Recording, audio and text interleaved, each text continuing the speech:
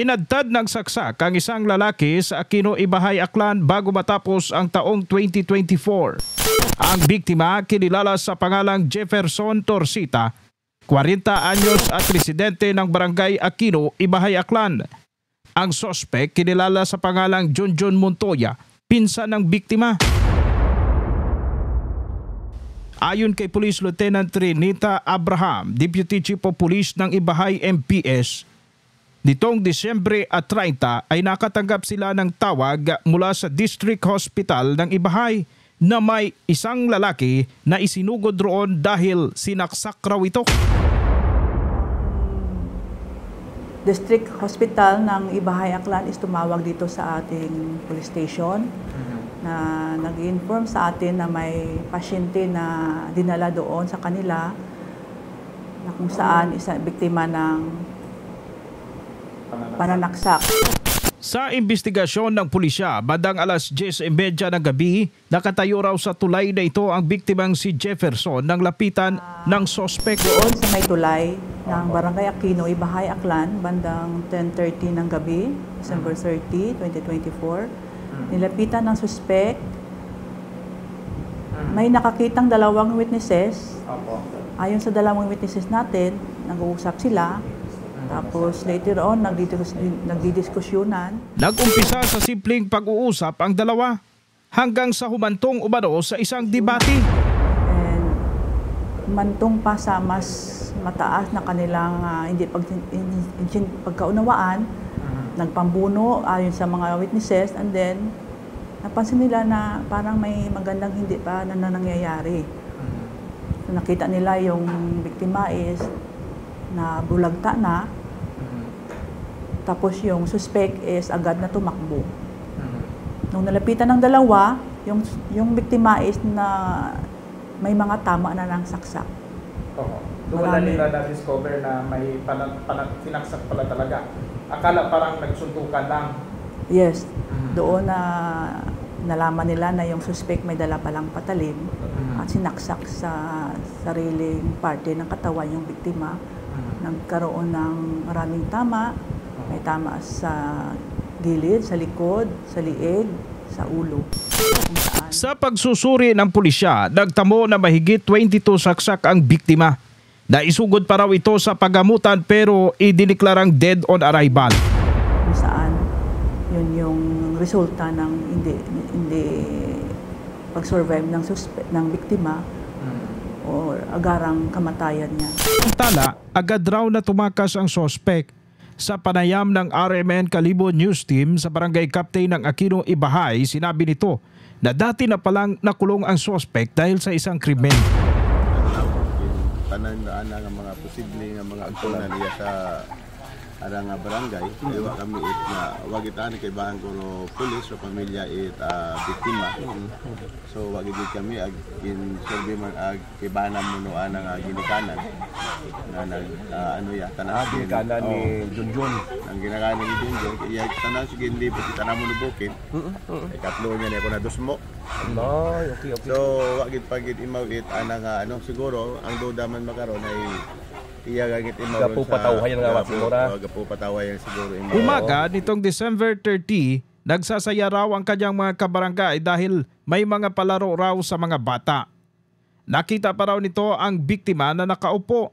Sa katunayan, kakauwi pa lang raw nito mula sa Capiz para sa Christmas vacation. May mga mangunga baga nga medyo party-party po magigit party-party ro mga tipon-tipon yang tipon-tipon may mga pahampang ba. May mga pampang so pag abot pa tat pampang. Ito biktima si Junjun nga suspect at yang si persona no. Wa tani bag utang uli aron halin ta sa Roa City ron. Ito tarong ka pangabuhi sa Roa City si Jefferson. Oh bali na pakasyon natin imo yang aron para nga magbagong-dagon. So ro natabo doyon taro ana. Nakita ko pa imo yaron nga pag abot ako nit mga kapalas 5 siguro kapon. Kita pa nimo. Nakita pa nako yung ubat yang bongga mantaw mga pampang. Pampang. O siguro rai wa kita siguro na masyado para Kilaga. Siguro imaw. O basi kun ay napagtripan siguro na nakainom-inom medyo. Duda raw si kapitan na baka napagtripan lamang ng sospek ang biktima.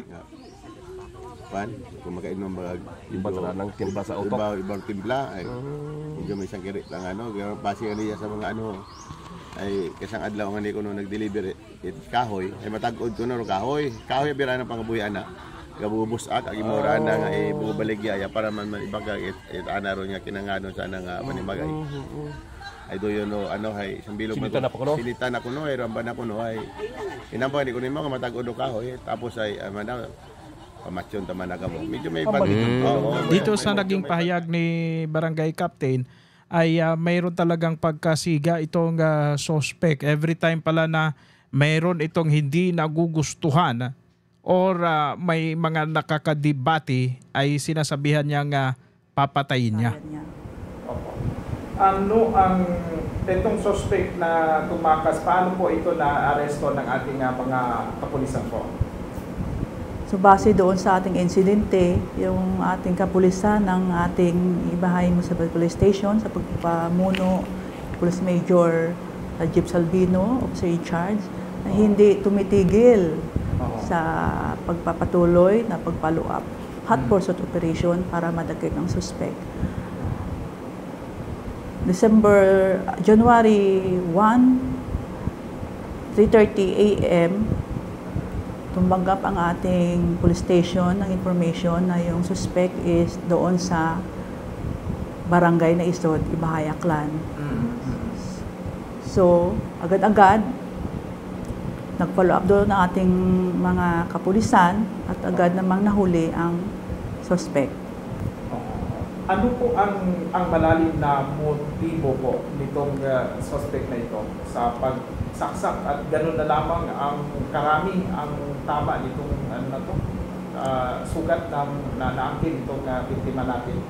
Base sa information natin na nakuha, sir, is yung suspect is pag magalit, hindi siya makakontrol sa emotion niya. So, habang yung oras na kausap na yung biktima, malamang may hindi sila pagkakaunawaan, nagdiskusyonan sila. Tapos may mga salita galing sa biktima na malamang na hindi natanggap ng suspect. So, yung suspect biglang nagalit. So, yun siguro yung dahilan at naisip na yung hindi magandang gawin laban sa biktima at may dala-dala palang suspect na patalin. So, yun yung ginamit niya. Ano ang background nitong suspect na ito po? Base naman sa ating mga nakalap na information about sa suspect, itong suspect is, yun nga, yung behavior niya, pag hindi niya makontrol yung emotion niya, pag nagalit, doon niya binubuhos yung galit niya, kung anong maaari niyang gawin. At balita namin may previous case daw po. Meron, sir. Meron yung suspect natin. Parulado. Yes, sir. So ano po ang case na i-file natin yun po? So dahil sa nangyaring insidente, ngayon, sir, is ongoing na yung filing case natin, yung murder na ipafile natin laban sa suspect. Sa ngayon ay nakakulong na sa Aklan Rehabilitation Center ang suspect na si Junjun.